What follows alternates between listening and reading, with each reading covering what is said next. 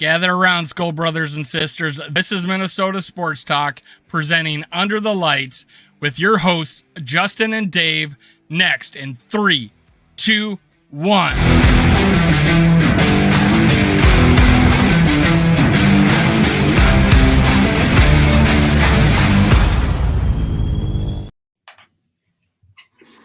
What's going on, Vikings fans? This is Purple and Gold for Days with Justin and Rochester, and we have a special guest. Ryno is back again with Vikings Uncensored, filling in for Dave, who is across the pond doing some little job stuff here. Ryno, thanks for joining us. You should almost be the third host here with how many weeks in a row you've been here. What's going on, my friend? Oh, same old. Just taking in the off-season stuff and keeping track and starting to do a little draft work and things like that, and getting ready for the off-season festivities. Yes, it is unfortunate that we are already in off-season festivity mode. We're going to talk mostly Vikings here tonight. We'll probably touch on the AFC NFC Championship games here as well. But having said all that, thank you so much for joining. And if I may say so, thank you for filling in for me last week. We had a little scheduling conflict. The old snow days. You see, my daughter had her music concert the previous Thursday, got snowed out, got rescheduled to Tuesday. I said, Dave, I can't. It just is what it is, So having said all that, thanks again for sitting with me. You guys had a great show last week. Well, let's start with around the NFL. We'll get to the Vikings shortly. What do you think of the old NFC AFC Championship games as we Vikings fans were sitting at home hoping Philly would lose, but alas, it didn't happen. What are your thoughts on this weekend's festivities?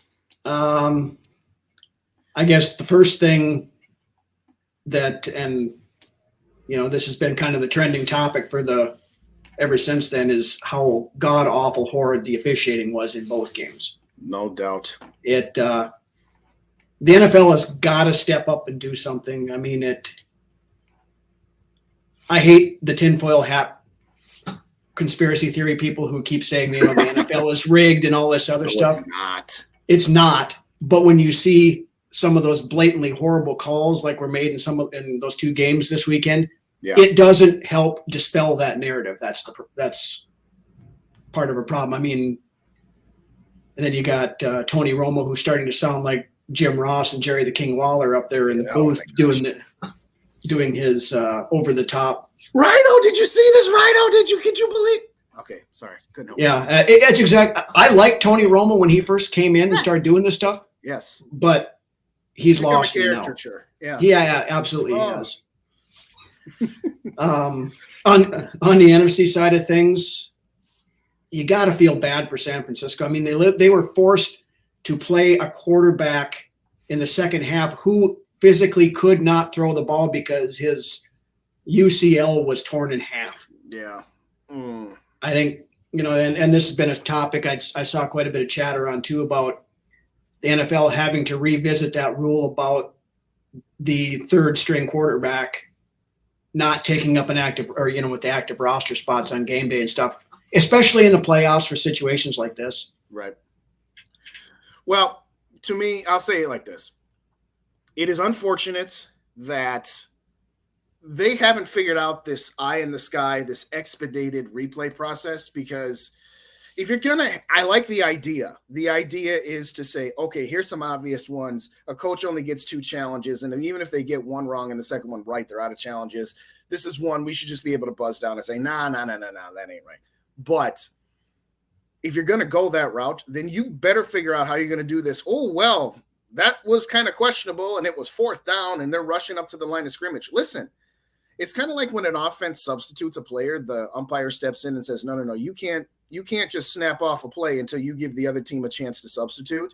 There should be something along that nature to say, if there's something close, then make it universal, which is to say, hey, at least 10 seconds needs to run by to at least give any coach on either side of the ball a chance to at least look at 1 or 2 replays. And frankly, if that was an under 2-minute situation in, at the end of the first half or the end of the game, that play would have been blown dead to say, we're going to take a look at this. So right. I don't understand why, if you're going to go with this expedited replay process, which is exactly what under 2 minutes always is to say, oh, no, wait a second. We got to make sure this is the NFC Championship game. It was 4th down, where it's either going to be 1st and goal for the Eagles, or the 49ers are going to have the ball at near midfield.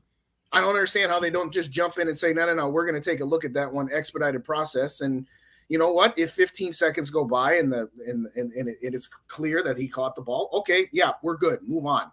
Yeah. That was a little ridiculous. Now, Philadelphia had all the advantages in that game, to say the least. Home field advantage. The referees did not cost the 49ers that game. They made the uphill battle almost even more impossible before they even lost Brock Purdy.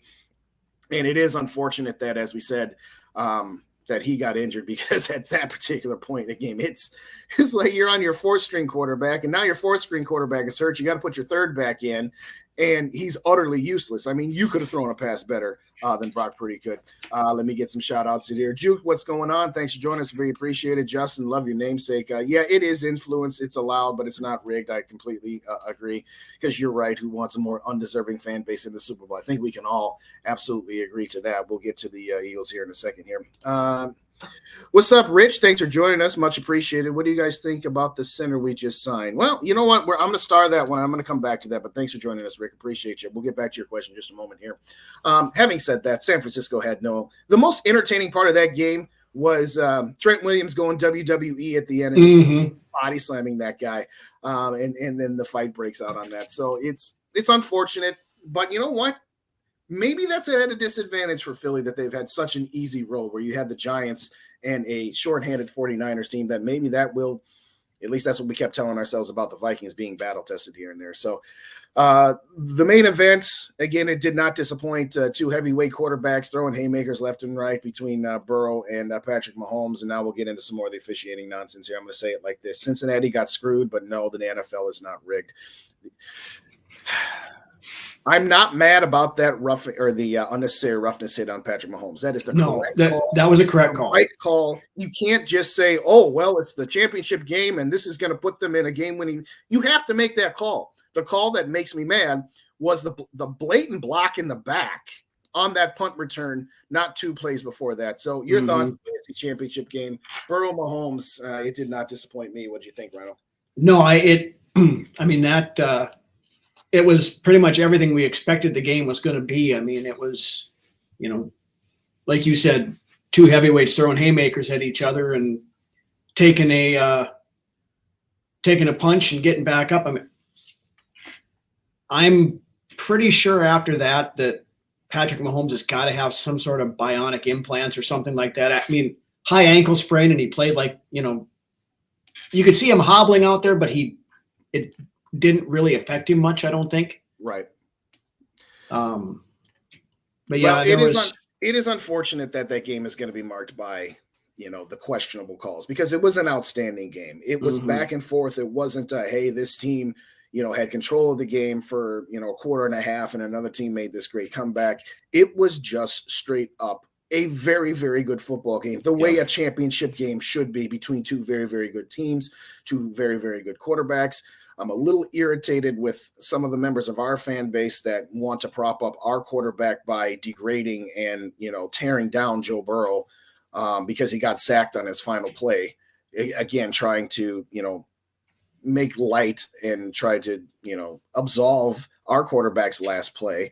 How about this? How about we just enjoy great quarterback play one way or the other, and not always having to make it about, propping up our own guy. I don't know. I could be off base there, but what do I know, Ryno? But no, I completely agree with you on that. There's both sides of the Kirk Cousins Civil War. Neither side ever wastes an opportunity to either take a high point to use it to prop Kirk up, or a low point to knock him down. I agree. And then you got the vast majority of us that are in the middle that just want what's best for the team, that hear this back and forth, and it just drives me nuts sometimes. No, it does. We'll touch on it a little bit later. We got to give a shout out to the normal host and the guy who put this all together here, Dave, Minnesota Sports Talk. What's up, Dave? Thanks for joining us. Hope you're having a good time over across the pond there, and we look forward to next week when we prepare for the Super Bowl here. But I'm just going to say this. I'm really looking forward to this Super Bowl. I wish it had been San Francisco, simply because I cannot stand Philadelphia fans. I don't necessarily hate the Eagles per se. I actually like Hurts. I really do. Yeah. But I got to get this one up there. Cheerio. There you go. There you go, Dave. But I'm sorry. I just can't pull for him because I can't stand Philly fans. Listen, I was actually walking out of church this morning. What's up, Mary? Thanks for joining us. I'm glad I actually get to see Miss Mary. Mary here. Mary, if I'm recalling correctly, she's one of the OGs on Climbing the Pockets podcast, if that's the Mary that I'm familiar with here. But thanks for joining again, Mary. Very much appreciate you. Hit the sub buttons to Minnesota Sports Talk and Purple and Gold for days you didn't do so last week. And as it goes for everybody, please hit the like buttons, regardless of which channel you're on. And if you're on a laptop, hit an open tab and hit like on both channels if you could, please. Yes, Dave Sweet Mary is back. That being said, all I'm going to say about it is this. It's one thing to be a passionate fan. We're all passionate fans. Mm-hmm. And we've all gone to games. We all love razzing each other. We all love Green Bay, Minnesota fans. Well, we razz each other. Oh, you guys suck. You guys suck. Go back, go back home. All that good stuff.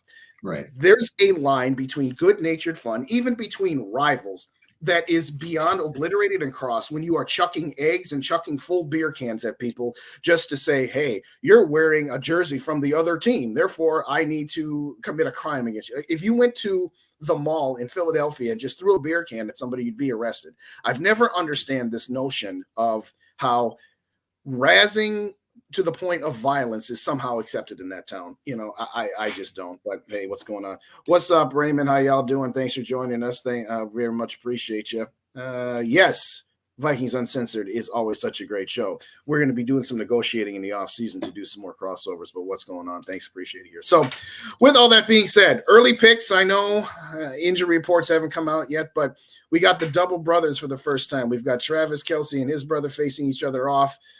We also have Jalen Hurts and Patrick Mahomes facing each other off, as well as the quote-unquote Andy Reid Bowl. I never understood. I mean, how many years has it been since he's been in Philadelphia? If it had been like a year or two later, I could see that. Yeah, he's been in Kansas City for what, 10 years now? 12 years? At least a decade. So, but having said that, what are your I mean, I know who you want to win, but what do you think is going to happen in this game? Honestly, I don't see how you can go against Kansas City here. Just see, I mean, and I'm not taking anything away from Jalen Hurts. He's a very good quarterback, and, kid has a very bright future in the league, but Patrick Mahomes is just on another level. I mean, and he's proving it in and out. You know, they've got an offensive line that keeps him relatively well protected. That defense is pretty dang good. It's not elite, but it's pretty good. They're getting a lot of contributions from their rookie class this year, especially in the back end. A couple of those guys I wish we would have taken instead of drafting a guy that's been hurt all season. But well, there's that. but it's only year one. We can't judge it. We can't judge a draft class. Right, exactly. But yeah, just preliminary indications have shown. But yeah, and in no way, shape, or form am I going to cheer for Philadelphia just for the stuff that you said. Like I said, I don't hate the Eagles, right? But their fan base is what sours me on that franchise at all. So, but all that stuff aside, and just looking at the football thing of it, Philadelphia had a pretty damn easy route to the Super Bowl. Mm-hmm. Kansas City's been battle tested. That the game against the Bengals, back and forth and hard. The Jacksonville game wasn't a cakewalk. I mean, they've had to work for it to get where they are, and right now, unless something major comes out in the next 2 weeks, Kansas City's my pick. I concur that I am desperate, just desperate for the Philadelphia Eagles to not win this game simply because their fan base is already insufferable and intolerable. And I just hope that somehow, some way, Patrick Mahomes can pull another rabbit out of his hat. Because let's face it, right now, the Eagles are the healthier team. They just really are at this point. And the Eagles have so much roster depth, particularly on defense. When a guy like Ndamukong Suh, who's, past his prime, but he's certainly not over the hill. But when that guy's one of your rotational guys as an example of the roster depth that Philadelphia has. Their offensive line is outstanding. Their defense is outstanding. And again, I really like to know how good Philly's defense really is because, have they really actually played anybody in the last 2 months? I don't know. I mean, the last time that they played anybody of consequence was the Dallas Cowboys, who put 40 up on them. But that's the Dallas Cowboys, and we know how up and down they can be. So I really just hope that Kansas City just absolutely boat races those guys simply because, like I said, it's fun. I was talking to a guy at work who knows that, I'm a Vikings fan, and I was talking about the game. And I said, you know what? When the Vikings are out of the playoffs, my mantra is ABGB, which is anybody but Green Bay. Okay. Right. Now, it was really tough for us in 2010 when the NFC Championship game was the Packers and the Bears, because for a lot of Vikings fans, myself included, the Bears we hate almost as much as we hate the Packers. Not quite. So I had to cheer for the Bears. I had to cheer for Jay Cutler and Brian Urlacher and company. Holy cow, how terrible is that?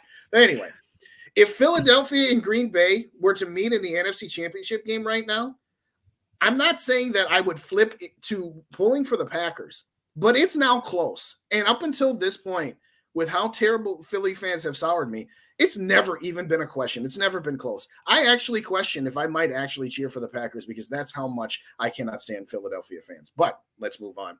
This is actually a Vikings podcast here. So now that we've hit around the NFL, let's talk about the Vikings in the offseason. We've heard all kinds of rumors and trade discussions and who are we going to keep and who are we going to get rid of. Let's start with the search for the Vikings' newest defensive coordinator. Had some candidates fly off the board here. And oh, by the way, in case you haven't heard, the Denver Broncos pulled off a trade today, and they have traded for head coach Sean Payton from the New Orleans Saints. They gave up more draft capital that they don't already have. So before we get back to the Vikings, because this is somewhat related to that, what did you think about the Denver Broncos doubling down on trading away first-round picks to get Russell Wilson in the first place to now try to get him a head coach that might actually have some competence here? Do you think this is going to work, or do you think this has got yet another disaster written all over it? I honestly hope to God it has disaster written all over it, because I feel the same way about Sean Payton as I do the Eagles fan base. So, basically I saw something this afternoon when I was scrolling through, the only way Denver had a first-round pick to even give up was that Bradley Chubb trade that they pulled off. Right. So they basically traded Bradley Chubb and a fourth-round pick for Sean Payton. In effect. Yep. You had to do some mental gymnastics because I'm like, wait a second, how in the world could Denver send them a first-round pick when they sent a whole bunch of them to Seattle? And then I remembered they traded Chubb to Miami. And that pick, by the way, was actually San Francisco's pick that they traded for Trey Lance. So there's a little bit of gymnastics there. So just for the record, that is, I believe, the 30th pick in this upcoming draft that's going to go to New Orleans, who didn't have a first-round pick because they traded theirs away to get Chris Olave last year. So, but yeah, I get it. You made the investment in Russell Wilson, and you don't want to admit it to being a sunk cost after just 1 year. But having said all of that, you've given up so much capital. Now, I get it. Nathaniel Hatch didn't work, and it didn't work for size. And they're hoping that, maybe let's put this guy with a, Hall of Fame head coach. Maybe we can actually get some return on the investment that we made last year. But they're certainly doubling down on there. And yes, I have no – I'm going to choose my words carefully. I have no good thoughts for Sean Payton at this point either. But as I've said on a previous podcast, let's say some of those bullets for Darrell Bevell and Brad Childress for not even bothering to adjust to the fact that they were coming off to try to. Well, there's that too, yeah. But hey, what do I know? But no, it's going to be interesting. We're going to find out real quick. Is Russell Wilson as cooked as he looked last year, or was he straddled with an incompetent head coach, first-year guy? We'll find out quick, because this is going to be his last stand. If he can't get this done with Sean Payton, then he is absolutely done for. We got to say hello to a couple people that just joined us here. Rap, my brother, thanks for joining us. Look at the bros. Hey, we appreciate you. Thanks for calling in. Hit that like button, everybody, on both channels, Minnesota Sports Talk and Purple and Gold for days. And let's get this chat a little bit, some more numbers up in here. Let's try to get it as close to last week as you guys had it going on, if I may say so again. But I love this one from Mary. Peyton has a tough road ahead of him. Yes, They don't have any draft picks, and they gave away a handful of players, if I'm not mistaken. They gave away Noah Fant and a couple of other players there as well. But there was like, it was Fant, and it was what was the other guy? What's his name? The quarterback. Drew Lock. Yes, Drew Lock. That's right. So, but yeah, Sean Payton to the Denver Broncos. The Houston Texans what was the name of the guy that they got? I'm sorry. DeMeco Ryans. San Francisco's defensive coordinator. Thank you. Who used to play for Houston. There you go. So a couple of head coaches on the move here today. Do you think that gives the Vikings a clear picture of, now let's circle back to their defensive coordinators, to who they're going to land? Or are they still in wait and see mode until, a couple more head coaching jobs are filled here, Ryno? I think they know who they want, but that certain individual is still waiting to hear on a head coaching gig. Now, that being said, I saw that once the AFC Championship game was over, Arizona asked to interview both coordinators from Cincinnati. So if it just reading the tea leaves a little bit, I don't think that Flores is actually the front runner for that job down there. Because if he was, I think they'd have hired him already. I would think so, which is where I was going. So what is Flores waiting on? Is he just waiting for Arizona to see if they can't get one of their guys, to see if he gets offered? And if he doesn't get offered, then he'll take the job with Minnesota? Or we just got that many dominoes in effect here right now? That's my guess. He's made no secret he wants to be a head coach. And, right now the Arizona job is his only opportunity for this year. And I fully believe that, when they had him in here, that KOC and Kwesi said, hey, we want you as our DC. We understand you're waiting on a head coaching potential position. Excuse me. If you get that, great. Good luck to you. If not, we want you here. That's my thought. I would tend to agree. I'm going to say this. The Vikings need to make sure that they have a bit of a backup plan, because I agree that Flores is absolutely their top choice at the moment. But if they don't get him, where are they going? And the reason I say this is I don't want just this was our second, third, fourth, fifth choice here. So at some point, I understand Flores is going to weigh his options, and he's going to want to do what's best for him. But at some point, do you think they have some assurances that if he doesn't get a head coaching gig, that he's going to accept the defensive coordinator job? I think they probably do, because if they didn't, I think we probably would have moved on right now. Because honestly, I think Sean Desai is probably their backup plan. What do you think of Sean Desai, by the way? Let's talk about him real quick. There's a few things to like about the guy. One, he's versed in the Fangio defense, so the scheme wouldn't have to change much other than the way it's called, kind of a thing. The guy made it through 3 different regimes in Chicago. That tells you something, right? And then plus getting to work with Pete Carroll for a year with to get some more wrinkles added to the defense isn't a bad thing. And the fact that the Vikings interviewed him last year and then brought him back and interviewed him again this year means that there's something there that they like.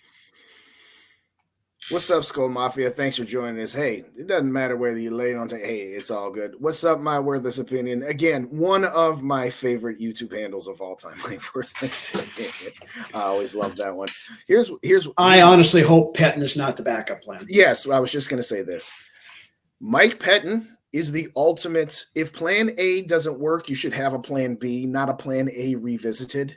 If Mike Pettin could not convince the Minnesota Vikings that he was worthy of being elevated above Ed Donachelle while the season was going on, then I don't want him as our defensive coordinator. Putting aside, the failures, or maybe failure is too strong a word, but putting aside the misgivings that was the Green Bay Packers defense when he was in charge over there.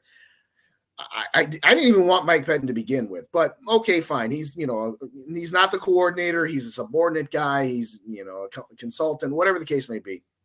I have zero interest in Mike Pettin to be our defensive coordinator moving forward. I don't care if it's the same system. I don't care about continuity. I don't care about any of those things. What I care about is what is best for this team.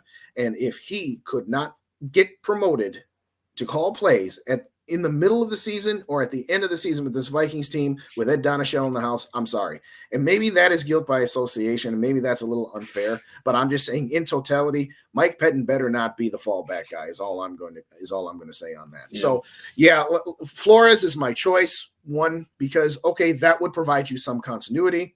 You have a guy who has been a head coach here before, and also I just like the results that he has given over the course of his tenure, both as a defensive coordinator as well as a head coach. At the multiple stops that he has made, he's always taken defenses and always elevated them. And frankly, even just hearing and seeing the word aggressive, okay, exactly, okay, that gets you 3/4 of the way to hired. Oh, he's an aggressive play caller. Check. We'll take that. But in all seriousness, I'm not afraid that if he's a one-year wonder, that's fine. I'm okay with that. And the reason I say that is I don't want a mediocre guy just so that, well, guess what? If he's a mediocre guy, he might be a one-year wonder too. I'd rather have a one-year wonder with the best possible guy there. So to me, again, I'm not saying I hope he doesn't get a head coaching job because, that's a little disingenuous, but I guess from our perspective, that is who I hope we end up with. That is who I think is going to give this team the best chance moving forward. We got a couple more comments in here, but Skull Mafia's got one. We riot if he gets the job. No another Mike running the show. All righty. Now, one interesting thing I did see today, just looking through some of the footage and stuff from the Senior Bowl, somebody snapped a shot of Kwesi talking to Flores down there, and they look like they were chumming it up pretty good. So hopefully read it as you want to, I guess. But that's a good point from Mike's the only guy in there listed as multiple top 10 defenses. No, I totally agree. Okay. I was just going to say, I'm just waiting for Too Evil to get in here to say Mike Zimmer. And lo and behold, right on cue, there is Too Evil to hold. Thank you kindly for joining us. We very much appreciate we offered it to with but he went to Colorado with Deion Sanders instead. So Right. There you go. In all seriousness, thanks everybody for joining. If you haven't already done so, hit the like button on both Minnesota Sports Talk and Purple and Gold for Days. And if you have not subscribed to any one of these three following channels, please do so. That is our guest, Vikings Uncensored, Purple and Gold for Days, and of course the man who puts all this together, Minnesota Sports Talk. So thank you kindly everybody for tapping in here this evening. All righty, moving forward. I know it's been played out a little bit, but let's get some specifics in here. What do the Vikings need to do? Do they need to just make a couple of cursory moves there, restructure a few guys here and there, and then try one or two veteran free agents and keep on running it back? Do they need to completely blow it up, or do they need to do something in the middle? And when I say what do they need to do, I'll start with what do you think they should do? And then I'll ask the question, what do you think they will do? So the floor is yours, Ryno. If you're Kwesi, what are you going to do this offseason? Well, I think looking at the four teams that were in the conference championship games this weekend and looking at it with an unbiased eye, we are not one or two pieces away from being on the level that those teams were. We are several pieces. And I know this is an unpopular opinion amongst the Vikings fan base, but we cannot keep dragging these legacy players along on bloated contracts that their play no longer warrants them being paid at that level, but we're still doing it because we keep kicking the can down the road. I mean, that was a hallmark of Rick Spielman. We're going to keep Mike Zimmer happy by keeping his guys, no matter if they're past their prime or not. We're going to pay them a bunch of money just because they're fan favorites. They're Adam Thielen, who, the great Minnesota story, this, that, Right. everything else. Right. We're going to give a large second contract to a running back who is usually good to miss at least 2 games a season. Mm-hmm. I mean, I've made no secrets in the past about my theory that you do not give any running back a big second contract. You run them through their first contract, you thank them for their service, and you move on to the next guy. I agree. Stupid internet. Sorry about that. Well, I would concur. I think, and this is the phrase that I've used, no more sacred cows. Yep. Sacred cows need to be put out to pasture. With all due respect, we know Adam Thielen is a hometown guy, We know Adam Thielen has an incredible story about rags to riches. But I'm sorry, it's time. Now, if Adam Thielen, after thinking it over a little bit, says, all right, I'll take a discount. I will accept my role as the third wide receiver. And by the way, stop talking to me about how many opportunities you didn't get. I think you were like the 33rd most targeted wide receiver in the NFL. And last I checked, there's 32 teams, which means you were right up there as far as targets go. Yeah, you know what, Adam? I know it sucks. But at some point, your skills deteriorate. And that's not your fault. No. That's called being human. Nobody is saying, what is wrong with this guy? Why is he so slow all of a sudden? Everybody has a time where they just can't do it anymore. And Adam Thielen, from 2016 to 2020, absolutely was a top 15 receiver. He's not that anymore. He just isn't. No. Now, I don't know all of the salary cap implications because I knew they kicked the can a little bit when they gave him an extension and then they renegotiated a little bit there. So he's got a lot of dead cap hit. But to me, it's like, number one, you got to take less. And I'm not saying that you don't deserve your money. I don't want to speak for you, but I'm pretty sure I am speaking for you in the same vein. Nobody is saying that a player does not deserve their money. It's just a matter of every business has assets and it has liabilities. And at some point, an asset depreciates to which it's carrying a higher liability than what the asset is actually worth. From a business perspective, I'm not talking about actual dollars here. Adam Thielen and anybody else in the NFL, whether I like you or not, you get your money as soon and you get as much of it as you can with what you guys put yourselves through. I'm not saying it like that. What I am saying is that the liability vis-a-vis his cap hit versus the asset of what his skills at this point can bring to this team, they just don't add up. I'm sorry, they don't. Now, if Adam Thielen wants to take a few weeks off and cool down a little bit and say, all right, maybe I could find greener pastures elsewhere, or maybe, you know what, I'll just take what I can get here because I don't want to uproot my family. I got businesses here, this, that, and the third. Either way. But Adam Thielen cannot come back on his current contract. No. And there's an argument to be made that they should just move on from him completely, but that's for the pundits to decide. Now, Dalvin Cook, I'm with you. With all due respect, I'm not saying he didn't deserve to get the money back. What I'm saying is I agree that at some point you just don't pay running backs. You certainly don't pay running backs with the injury history that he's had. There are some valid points that Rapp has made and others that, well, you know what, if we're going to talk about Kirk Cousins being behind a mediocre offensive line, then we also have to give some of that love to Dalvin Cook as well. Even with that being said, you can find other running backs to do what Dalvin Cook has done. Now, yes, if you fix the offensive line, maybe Dalvin Cook could squeeze more juice out of that turnip than other running backs could. But at that point, you've already spent money that you don't have. So if Dalvin Cook is willing to renegotiate his contract and take a lesser number, I'm willing to keep him for one more year, but that is it at most. But if not, then I'm, as much as I hate saying it, I'm okay, he's got to go too. With all due respect, Eric Hendricks, you're a Vikings Ring of Honor member inductee 2 minutes after you retire from football, but you ain't got it anymore, bro. I'm sorry. Now, I think some of his deterioration was the system of going to a 4-3. I know he played it in college, but he just looked ultra lost out there. And if they're going to continue on this route of, no, we're going to keep this scheme the way we have it because we think this scheme is the best thing to do, then you got to let go of Eric Hendricks. I'm sorry. Now, I want to get your opinion on Harrison Smith because I am still torn on this one. I think he makes I think his cap number is too high for what he can bring. He's due $20 million next season, 21 after that, and 24 after that. He's still good. I don't think he's been utilized properly. But what do you do with Harrison Smith? Because that one I'm really torn on, Ryno. What do you think? Yeah, I get the torn part. Full disclosure, Harrison Smith's been one of my favorite Vikings players ever since he's been on the team. But I was in favor of moving on from Harrison Smith last year. As was I. The one thing, and this goes back to kind of your Sacred Cows comment earlier, the one thing that this team has had a real problem with is holding on to players too long. Yep. It's better to have the Belichick mentality where you trade him or get rid of him a year early than keeping him a year late.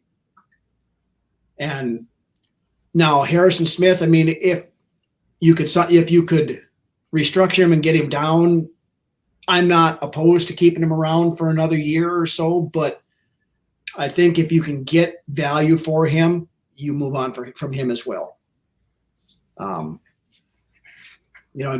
Realistically, as it sits right now, there's probably 3 guys on this team that are untouchable. That is Justin Jefferson, that is Christian Darrisaw, and probably TJ Hawkinson. Ryan O'Neal, maybe? Yeah, you could put O'Neal on there too. I'll give you. I got to go 4. Yep. We'll go 4. Yeah. Other than that, nobody on this team is untouchable. I wholeheartedly agree with the Harrison Smith.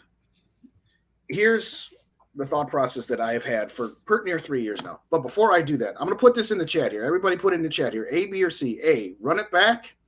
B, soft rebuild where you trade some players but keep others. C, full-on rebuild and trade as many players as you can for as many assets as you can. And we'll see what the fans here say.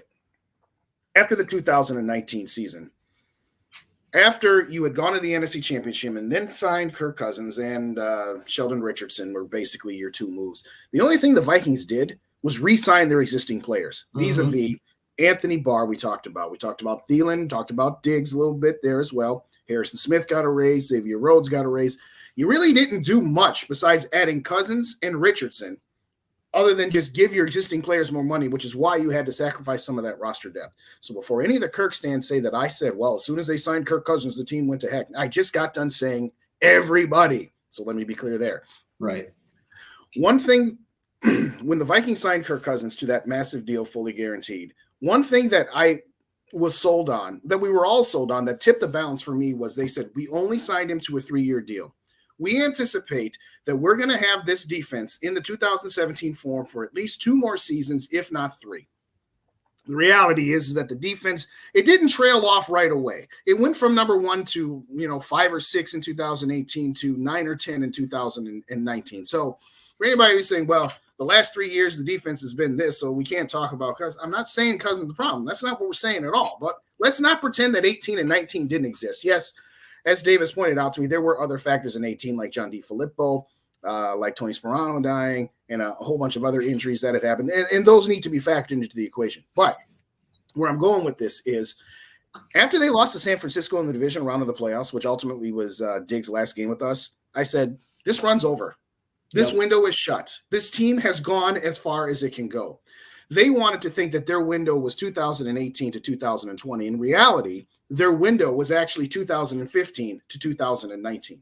And they were at the same crossroads that they're at right now. Well, we just came off this season. Now, we didn't get to the division round of the playoffs, but we did win 13 games of the regular season. A lot of it was a little bit of puck luck, as they say. So what do? Do we tear down a 13-win team and start the process, or do we just keep pushing forward? At that point in time, I said, you know what? I've seen enough. I know that this team – and what did we do? We went out and traded for Yannick Ngakoue. That was our big move going into the 2020 season. And what did that get us? It got us 7-9, and then it got us 8-9. And even the more infuriating part about that is we kept him around for 6 weeks and then traded him for less than what we gave up to get him in the first place. So exactly. So where I'm going with all of this is I'm not saying that this team should be completely blown up. But what I am saying is that if your expectation is that we're just a piece or 2 away, we just need to get a couple things here and renegotiate some guys, and then we can be at the same spot that Philly was, where Dallas was, where San Francisco was. I'm sorry. That's not true. They're not close to that. But look at that. Philadelphia won the Super Bowl in 2017. They completely tore down that team, and 5 years later, they're back. But if you tear down a team and you get rid of Kirk Cousins, you could get another Christian Ponder or Travaris Jackson, I thought. Those are the only possibilities, I thought. Well, and I have that whole conversation. Yeah. People are so shell-shocked and scared. Draft pick PSD over that Christian Ponder pick. Mm-hmm. Christian Ponder was a panic pick. Yes. Spielman knew we needed a quarterback. Ponder was he didn't have a first-round grade from anybody, but the run on quarterback started about pick 7 or pick 8 in there, and when they started going off the board, Spielman panicked, just like he always does when something goes wrong. When he panicked and traded for Chris Herndon last year. He panicked and traded for Kari Vedvig and then turned around and cut him. He's had a history of doing these panic picks that turn around and bite us in the backside when you could have. And I've said this before too, most of the people that are in that whole, we can't get rid of Kirk because the only other option is Ponder. The biggest majority of those guys are forgetting that that whole time we spent the last 16 years with Rick Spielman running the show. Rick Spielman got fired from the Miami Dolphins because he could not find a quarterback there. Exactly. And then we expected him to come here and be able to do it, and he couldn't do it here either. Isn't that funny? Well, so as far as what I would do, I would gauge the market and see what you can. Because, again, this time last year was the time to reset the roster. You just fired your coach and GM. There are no expectations. And, yes, we wouldn't have had this season that we had. And let me be clear. We don't have to give this season back. We don't have to give those wins back. We don't have to take back the fun. I went to 3 different games this year, a couple with my gal, a couple with my kid. It was my first kid's game, and that was the Colts game. And she still wants to tell everybody on the planet that the reason they had the greatest comeback ever is because she was there. And you know what? She's taken an interest to the Vikings that I've been trying to give her. And I guess all I needed to do was spend the money to take her to a football game. But this time last year, you could have gotten a 3rd-round pick for Harrison Smith.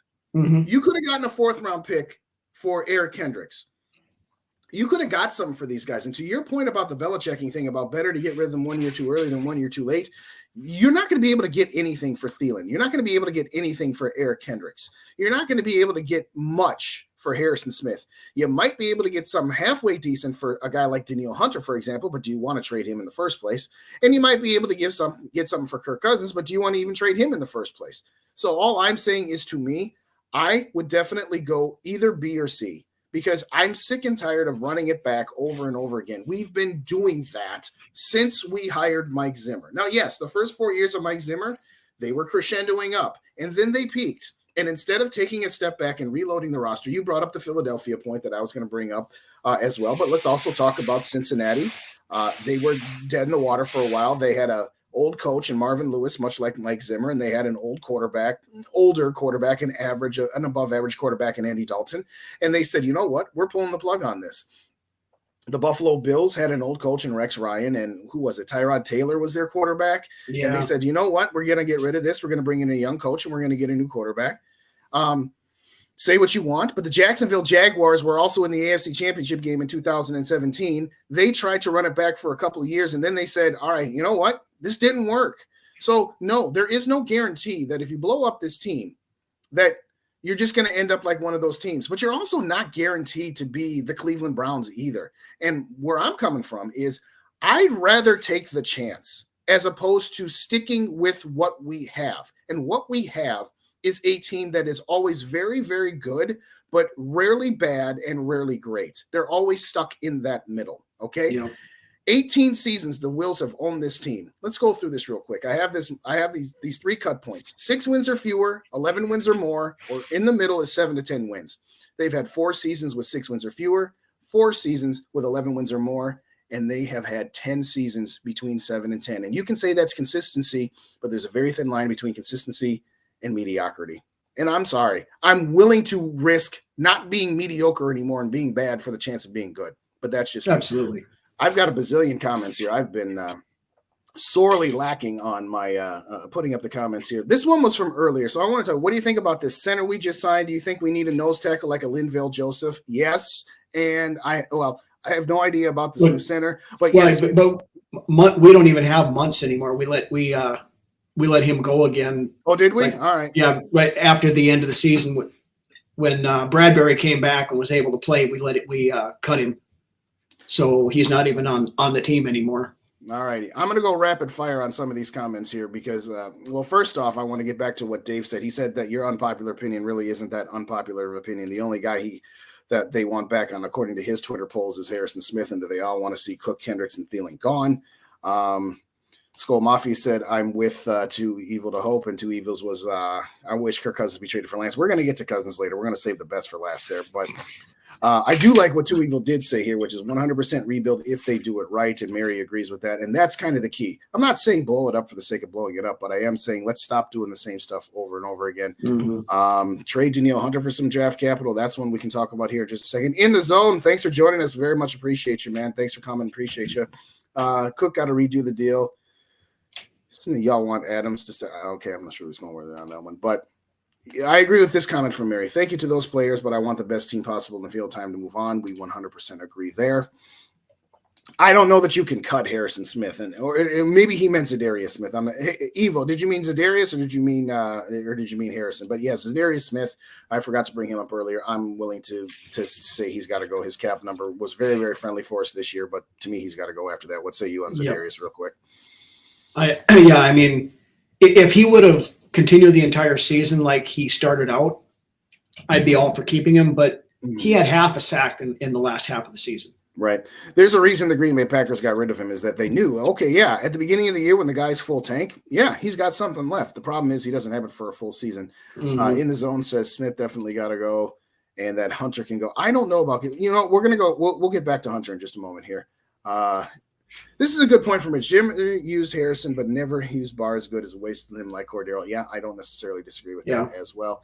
My Worthless Opinion wants to add one more to our untouchable list. We can't trade Ryan Hunter, but I digress. Dave Thibodeau, thanks for joining us. I saw you earlier. We kind of got rambling, so thanks for joining us.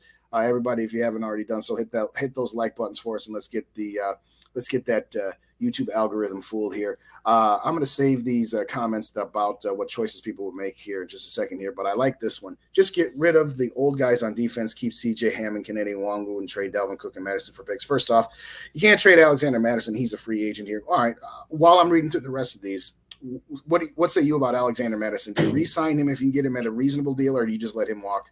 I think you let him walk, because somebody's going to sign him for some decent money, and I don't want to be – I mean, they're, again, running back on a second contract.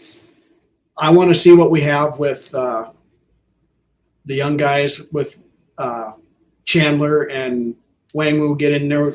You can pick up a guy like Alexander Madison pretty much anywhere later in the draft, and then you got another young guy on a cheap contract for 3 to 4 years. C.J. Ham, I mean – they're, again, another one, fan favorite, hometown guy, but we don't use a fullback hardly ever in this offense. And he'd save you like $3 or $4 million, I think it is, or something like that, by cutting him loose too at the end of the year. So he's a prime candidate for being shown the door too, I think. But. So a couple of the responses here. Raymond said C, full-on rebuild. Dave went with B, which is soft rebuild. Mary just had a comment come in here, and I'm going to save that one here for just a moment because that's ultimately where my mindset is. Listen, I'm not going to say that it was a mistake short-term for them to not go soft or closer to full rebuild this past season. I think it was an opportunity to be able to, again, when you run in a business and you have an asset that depreciates, at some point it has some resale value. And at some point that resale value keeps going down and down until you have no more resale value anymore. And this time last year, you had assets that had resale value. And guess what? Well, we got right now 5-6 draft picks at best. And we're going to have to trade down from 23. It's one thing to be trading down from 12, even though I'll say again, Kwesi didn't get as much value out of that 12 last year, but that's a whole other conversation for another day. But this team isn't, and again, I'm not trying to be negative. I'm really not.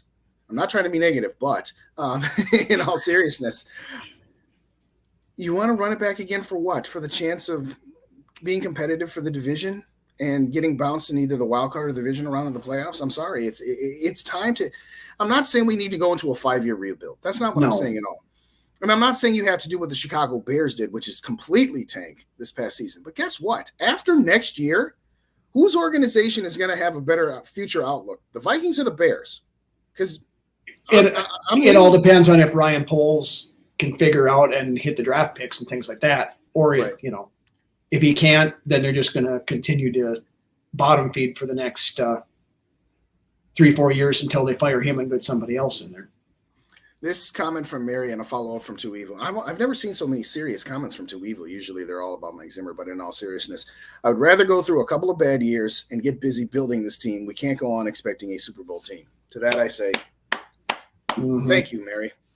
If you don't already sub me, please do, because we have like minds. Here's my point. I'm done being a middle team. There is no difference from a team that wins anywhere from 7 to 10 games and squeaks into the playoffs than a team that wins 5 games, because you're both sitting at home in the divisional round of the playoffs. Neither one of you is winning the Super Bowl. And I'm not saying that I want the Vikings to be a 5-win team for 5-6 years. That's not what I'm saying at all. What I'm saying is I'm willing to risk the perpetual mediocre of 7 to 10 wins for the opportunity to get bad for a couple of years, get rid of your old contracts, get rid of your old players, and maybe you turn it around the way the teams I mentioned earlier, Cincinnati. We'll see about Jacksonville. They're not quite there yet, but they seem to be on the way up. What we can talk about. And by the way, we're not what Kansas City was when they decided to take a risk. They took a risk. They risked a team that was perpetually in the divisional round in the AFC Championship games with Alex Smith and said, we have a ceiling with this guy. Let's see if we can get a guy that has a higher ceiling than that. But I agree wholeheartedly, and I'm going to follow up with Two Evil's comment here, which is I'm absolutely sure the Vikings fan base is note enough that a couple of down years won't have much effect on ticket sales. To that, I say again, thank you.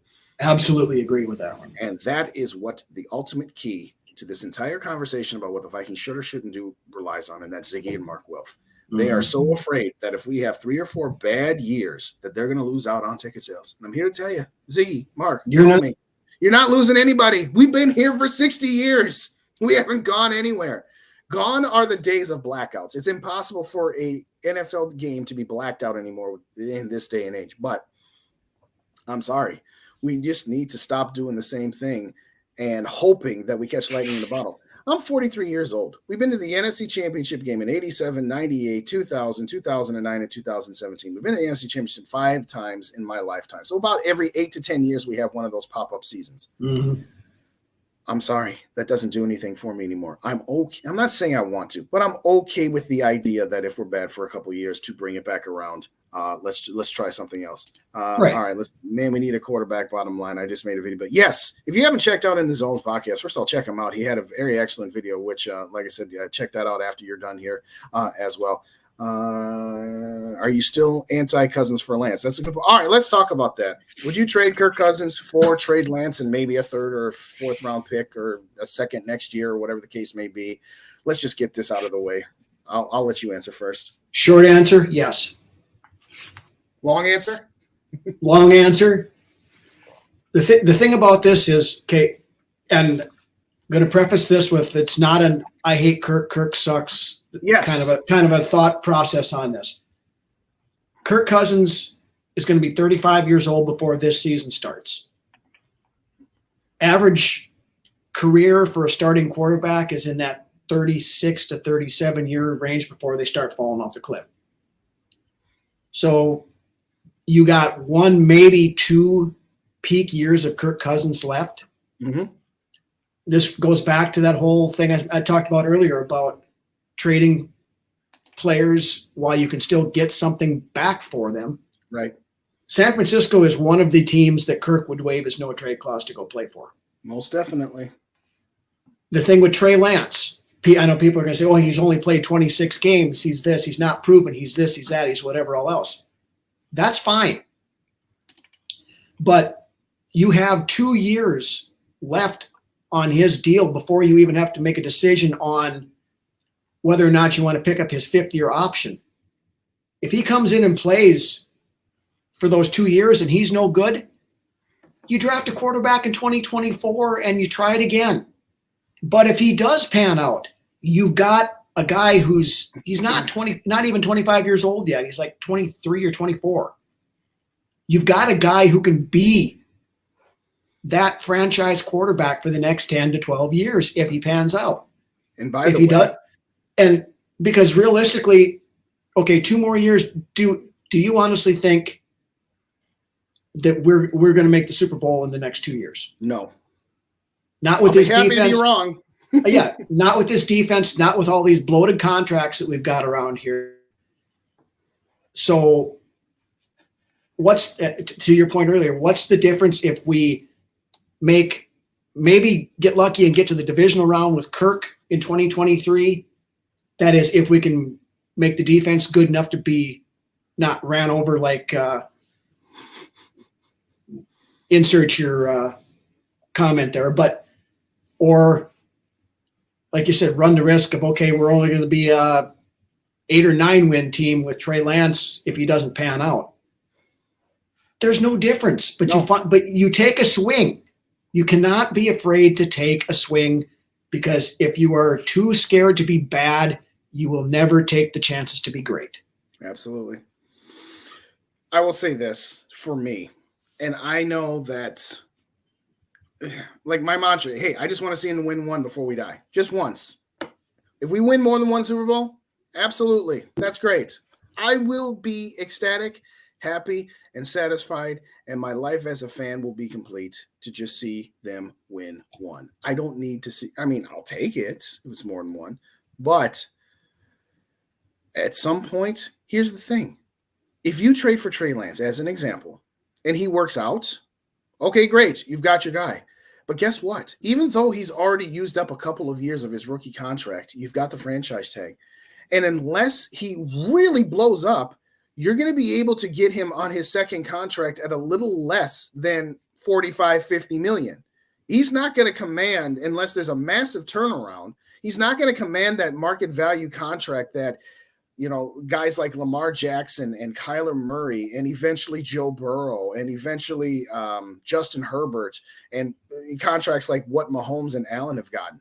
He's going to be a slightly less than mid-tier market value contract. That's number one. Number two, you hired Kevin O'Connell to be a quarterback whisperer, to say, hey, we haven't been able to get this quarterback right for season upon season upon season upon decade.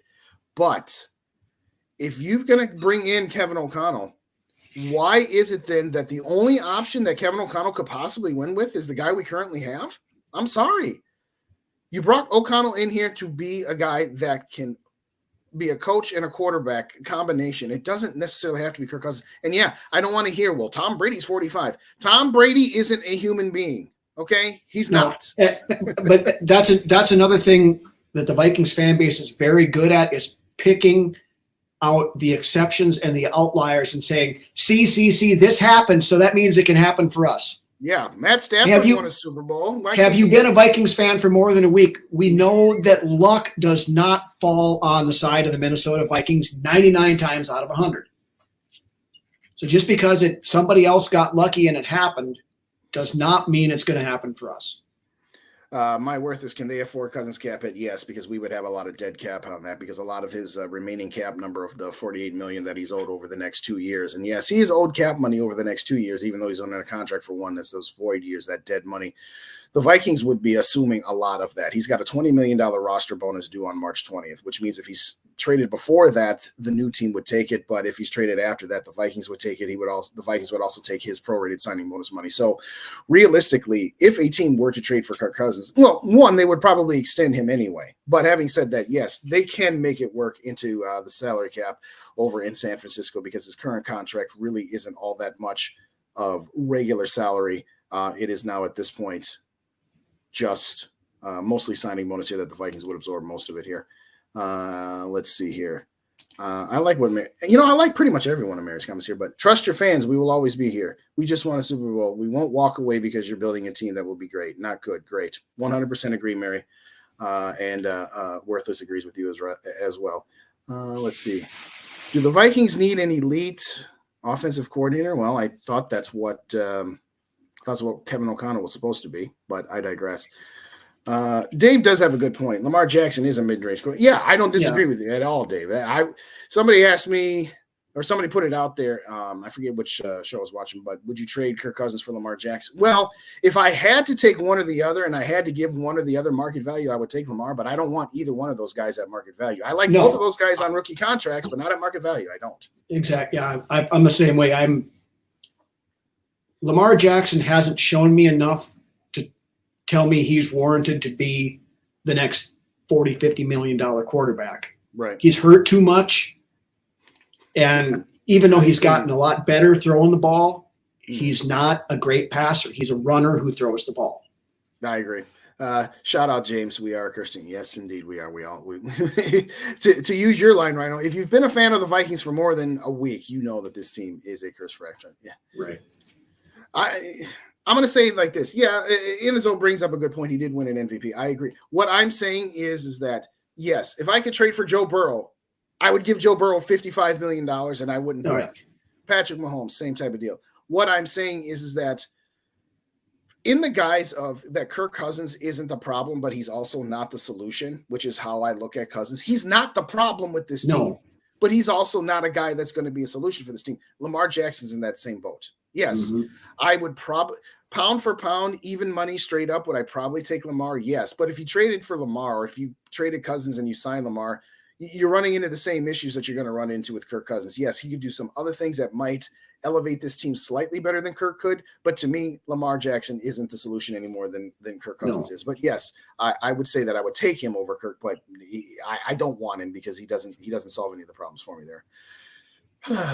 Having said all that, we just got through done talking about what the Vikings should do. Ultimately, what do you think they're going to do? Because at the end of the day, Kwesi can say all he wants. Well, this is what I would do. But it's not about what Kwesi wants to do. It's about what Ziggy and Mark Wilf want to do. So what do you think they're actually going to do, Ryno? Well, and that's the part that scares me because that was kind of, I believe, the mandate last year is that we're running it back. They convinced themselves that it was all Mike Zimmer's fault and to a lesser extent Rick Spielman. So we're going to bring in some new blood and we're going to run it back. And they saw it's 13-4. Okay, great. We'll fix the defense. We'll get a new defensive coordinator because now it was Ed Donatell's fault. Right. But the problem with all this stuff is they're resting on their laurels and banking on the fact that players are not going to get worse or start losing on the back end of their peak. And we've got way too many players that have already gone over the top of that peak and are going back down. So we saw what Eric Kendricks looked like this year, what Harrison Smith looked like this year, what Adam Thielen looked like this year. It's very likely that they're all going to look worse than that in 2023. I completely agree. On one hand, I was so thrilled with how this season went. It finally got me to the point where it's just like, you know what? You can actually do this content thing. And you've got a great opportunity right now because they're having a season that nobody expected out of them. But my biggest fear, just like in 2019, if the Vikings had not beaten the New Orleans Saints, they would have moved on from Mike Zimmer for sure, and possibly Rick Spielman. I don't know about Spielman in 2019 if they don't beat the Saints. They might have given Spielman one more crack at another head coach. But in 2019, if they lose that game, we start our process 2 years sooner than we actually did. That New Orleans Saints victory, we don't have to give it back. We don't have to wish it didn't happen, but that delayed the inevitable by 2 years. And we went 7-9 and 8-9 with the stupid 17th game, but you get my point. Yeah. All it did was delay the inevitable. I am afraid that the Wilfs are going to say, hey, we went from 7/8 wins to 13 wins. We must still be on to something here. Everything's fine. Let's go ostrich on the bit and put our heads, bury our heads in the sand. Everything's fine. Let's just keep running it back. So I agree. I think my biggest fear is that the Wilfs are running this like a business, which is their right. I'm not saying that they don't have the right to do so, but I'm not saying that they don't want to win a championship. I'm saying that their desire to not be bad is greater than their desire to be great. Is the simplest way I would say it. So I don't know that I would trade Kirk Cousins for trade Lance. I mean, if gun to the head, not straight up. Not straight up, no. But the problem is that San Francisco doesn't have any meaningful draft capital because they used it to get Trey Lance in the first place. I mean, if San Francisco could give me Trey Lance for Kirk Cousins and a first or a second round pick this year, like if they made a different trade to acquire one, then I'm definitely listening, and I would probably definitely do it. My bigger thing is that if you're going to trade Kirk Cousins, and you could get Kirk Cousins to waive his no trade clause. So again, mind you, that's the starting point in all of this is finding a team that he would actually go to. I don't know that San Francisco is the place I would want to send him. I would want to send him to a place where maybe I could get a little bit more draft capital because there's part of me that would rather draft my own quarterback and start that 5-year rookie contract from the beginning versus starting it halfway through with Trey Lance. Yeah. Onto something Ideally, I don't disagree with that. But the problem is, and here again, it's that whole the Vikings are too good to be bad and too bad to be good. Yes. It puts us right in the middle of that mid-range drafting all the time. We're never bad enough to be in a good position, and we don't have the cojones to make to make the trade up to pick a franchise quarterback in the top 5 or 6 picks. We're always in that 11 to 25 range where the prime picks are always gone. And, when Rick Spielman was here running the show, he valued his draft picks so much. There was no way he was going to package a whole bunch of stuff and move up and take a risk on a quarterback. So there's multiple different mindsets there that are going on, and they're all fighting against each other, and none of them are what's in the best interest of the team, I guess, in my opinion. Yeah. The problem is that the mindset of the Wills is the one that's going to win because, well, they call the shots. What's up, Bandito? Thanks for joining us. Very much appreciate you. Hey, you guys, it's been a while that we've been going on here, but if you don't already subscribe to Vikings Uncensored and you're watching this on Purple and Gopher Days or Minnesota Sports Talk, please go hit up my buddy Ryno and subscribe to Vikings Uncensored. You guys still doing your weekly Friday shows? You're going to be doing a little more, a little bit less? Fridays at 6 p.m. Central Time. We're doing most of the shows as a pre-recorded, but then we do a live chat premiere with on Friday nights. So either myself or Lance are in on a live chat talking with everybody as the show is premiering. We are planning on doing some more live stuff. We made the move over to StreamYard to make things a little bit easier for that kind of stuff. We're just trying to work it in with Lance's schedule with his work and things like that, because he's works evenings a lot. So trying to work it as we can, and we've got some ideas in the fire here for later on in the off season. So, subscribe to the channel if you have not so far, because we'll have some good stuff for you coming up. Absolutely. And if you're watching on Purple and Gopher Days and you don't already subscribe to Minnesota Sports Talk, please do so, and vice versa as well. If you're on Sports Talk, hit up Purple and Gopher Days. We're going to wrap this here in about 6 minutes. We're going to go till a quarter of the hour here, so we're just going to wrap up a couple more things here. Having said all of that, we'll operate under the assumption that the Wills are going to do what they always do, which is to say, hey, no, 13 wins. We don't need to tear down. We need to just keep pushing forward here. What do you want to see the Vikings do with their first draft pick or two? Where do you want to see them focused on the draft? Again, I realize it's a little difficult because we haven't even hit the Super Bowl, much less free agency, to know what players we might possibly sign and get rid of. But initial thoughts on what you think the Vikings should do in the draft? I know everybody's already pushing we got to get a cornerback, or we got to do this, or we got to do that. Me, and it all depends on how the board falls, and with the Senior Bowl going on this week and the Combine coming up, you're going to have risers and fallers and things like that. I'm almost in the mindset that we should be targeting a wide receiver 2 very early in the draft, whether that's a first round, whether we trade back a little bit, pick up an extra pick, get one in the second round, something like that. We have to get some more speed at linebacker. I mean, we've got Asamoah, who likely is going to start in one of the 2 spots next year. But whether for some reason Kendricks is still around, which I don't think he will be, or Jordan Hicks, neither one of them have the speed to cover across the middle, and that was proven over and over again this year. So we need more speed there. We got to find a center. I think a center you can probably find in the mid rounds. But early on, I honestly believe Kwesi's going to try to trade back and accumulate a couple more picks, because we have, 5 right now? Yeah. But, and another spot that I would take early, if there's a good one available, is a big bruising monster nose tackle to put in the middle, because that is one of the hallmarks of having a successful 3-4 defense, and we don't have that right now. I agree. My first choice would be a wide receiver 2 that, let's say you were a wide receiver needy team that would, we want this guy to develop into our wide receiver 1. If you're going to go the route of sticking with Kirk Cousins or whatever you decide to do a quarterback, since this defense isn't getting fixed overnight, yes, get a outstanding number 2 wide receiver. Look at the Cincinnati Bengals when you got a guy like T. Higgins, and then they add a guy like Jamar Chase as an example. Now, okay, Kansas City is a bit of an anomaly that they can just run with, mediocre wide receiver. Okay, you got Travis Kelce still, you had Tyreek Hill, but the bottom line is you have Patrick Mahomes. To me, if there is a wide receiver that could come in and start in day one, falling to you on that board, that's the route I would go. Second, I would go defensive tackle. You need a monster. We saw what Lawrence from the Giants did in both games against the Vikings this season, particularly with the season on the line. So I would go defensive tackle second, and then, yes, cornerback after that.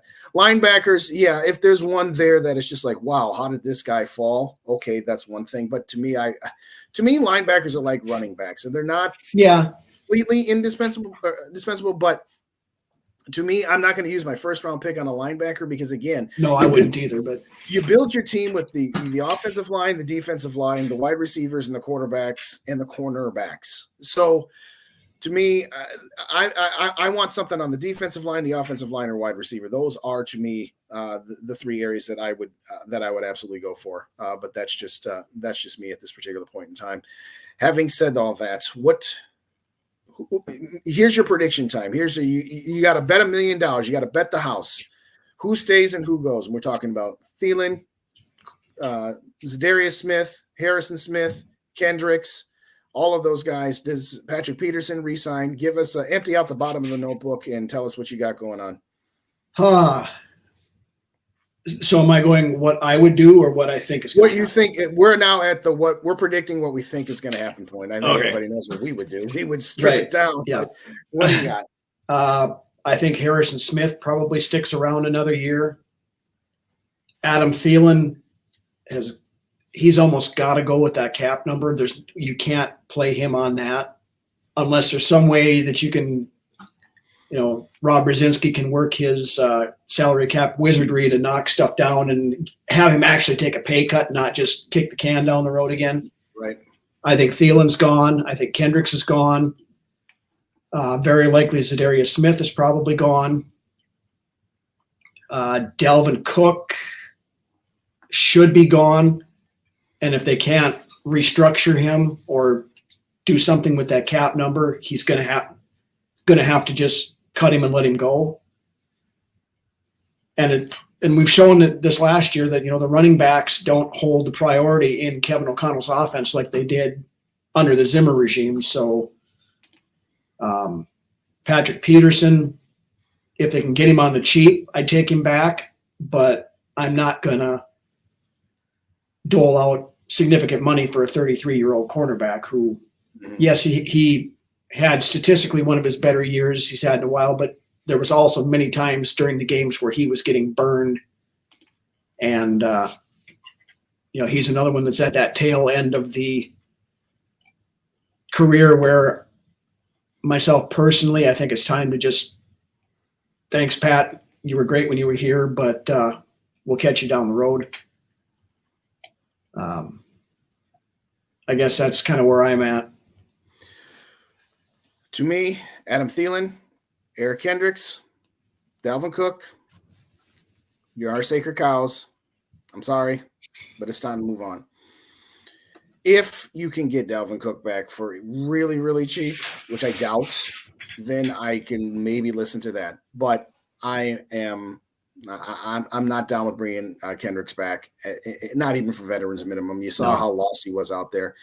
Patrick Peterson, if he would take, a very minimal contract, I would take him back, but I seriously doubt he would, and nor should he. He shouldn't sell himself short, so I would have no expectation that, Patrick Peterson should just play for free. Well, no, not at all. I would like to see Harrison Smith back under a restructure, but at the same time, if you restructure him, you're just pushing that dead cap hit on his contract. I think what's going to happen is that they're going to leave Harrison Smith alone and play him this year and then just straight cut him next year, or if they can find a trade value that is worth getting rid of him at that point, I think that's what they'll do there. Alexander Madison, unless he gave you the Latavius Murray, I agree with you. Let's just turn it over to the young guys and go from there. Maybe draft one in the 7th round or something like that. Is there anybody else who I haven't hit here? I think that, Jordan Hicks, gone. I'm sorry. I probably didn't say his name right off the bat, but let's just go ahead and say it now. Gone. See you bye. Naga, not going to work here anymore anyway. So I guess where I'm going to leave it with this is, first off, everybody, thanks again for joining us. If you haven't already hit the like button, we got 18 people in this chat right now, and we've only got a combined 14 likes. So if you could hit those like buttons, if you could, on both Minnesota Sports Talk and Purple and Gopher Days, as well as hitting those subscribe buttons on those two channels, as well as our guest Vikings Uncensored, and help Ryno. I'm sorry, what's your partner's name? I forgot. What's your partner's name? Brunswick, that's right. Help those guys out and hit those subs there as well. I just don't want to see the same thing again. You know what? I know that there are going to be some people that are just like, well, I'd rather see the Vikings be competitive for the division and take our chances in the playoffs. That doesn't do anything for me anymore. And I'm just willing at this point to say, hey, you know what? If they keep Kirk Cousins for one more year and let him ride after that, okay, I'm okay with that. If you're going to do that, I would just say, well, why not trade him and get something for him, whether that's Trey Lance or whether that's just draft capital. Heck, if Aaron Rodgers doesn't go to New York and Kirk Cousins says, yeah, I'll go to New York, that's one of the places I was thinking about signing when I signed with the Vikings. And I can see that team has a very, very good defense and has got a better opportunity to win. Then, yeah, I would trade him to New York and get some draft capital. I'm not saying that I'm like gung-ho, get rid of Cousins, I can't stand him, he whatever. But at the same time, I don't want to just appreciate the asset and then get nothing in return. Right.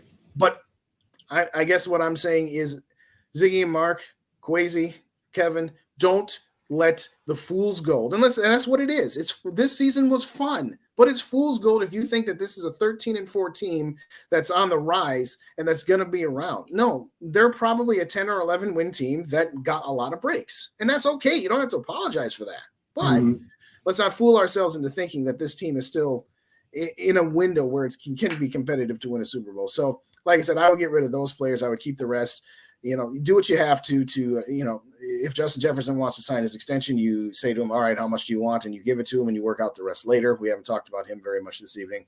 But having said that, the one thing that I want more than anything is I just want some answers, and I just want it to be, can we stop with the Civil War when it comes to the quarterback? The quarterback is a very good quarterback. Nobody's saying he's not. And those who think that he's not a very good quarterback, they're just as ridiculous as those people that think that he's an elite quarterback. He's very good. He's just not great.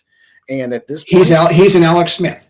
Yes, he's a rich man's Alex Smith. He's a rich man's Alex Smith. You have to at this point know what his ceiling is. And does that mean I'm saying it's his fault? No, I'm not saying it's his fault. I'm saying it just is what it is. I'll leave it with my line that I said earlier. Kirk Cousins is not the problem, ladies and gentlemen. He's also not the solution. And the Vikings right now, we need a lot of solutions. And that's why the offseason is almost just as fun as the real season itself. We got draft, we got free agency, and oh, by the way, we got this game a week from this coming Sunday called the Super Bowl. Thank you, everybody, for joining us. Ryno, my friend, thank you again for sitting in here tonight on absolutely. It was an absolute blast. We're going to do this a million times again, and hit me up if we want to. If you and Brunswick can find a time where you guys want to do a live show together. I know that going live the first time can be a little bit intimidating. So if you want to do something together, we can certainly do that here. But want to thank everybody for joining us. Like I said, hit the subs on all the channels, hit the like buttons on all the videos. And thank you kindly for joining us. We'll be back. Thanks for joining Under the Lights, and have a good evening. Good night. Hey guys.